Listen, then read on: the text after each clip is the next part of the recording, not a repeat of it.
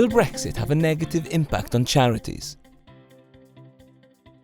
Charities and the third sector groups are vital assets for our communities, helping and representing groups which would otherwise find it much harder to be heard by authorities and decision makers.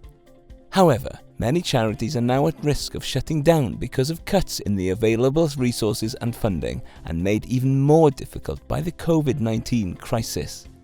There are concerns that Brexit could lead to a perfect storm for charities in terms of availability of funding, particularly if we are unable to work out an agreement about the future trade relationship between the UK and Europe. It is important that charities begin to factor Brexit into their long-term planning. To help with this, both the UK and the Welsh governments have made funding available to make the Brexit transition easier and to help with future strategy. On top of that, COVID-19 has negatively impacted the economy. Because of that, the Welsh Government has made funding available to support charities through Wales Council for Voluntary Action.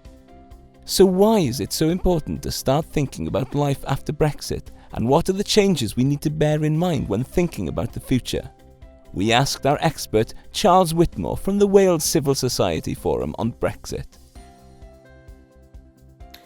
While we recognise that it's very difficult to do so, the combination of Brexit-related uncertainty and now with the uncertainty brought by the COVID-19 crisis means that it's very important for organisations to plan for that post-transition landscape as much as possible. We think this is especially important now that the likelihood of us leaving the EU without an agreement on our future relationship with the EU seems increasingly likely. We're also quite concerned about how disabled people have been treated in the context of the COVID-19 crisis, and I think it's important to bear in mind that after the transition period, certain disabled people's rights that were previously protected by EU law will now potentially be subject to change.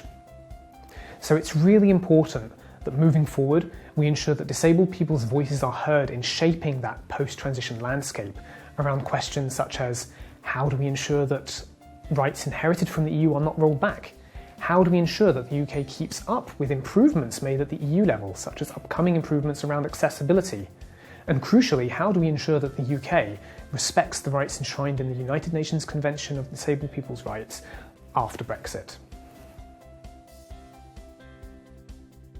So, if your organisation is in need of resources to prepare its members for Brexit, get in touch with your Welsh Government contacts right now.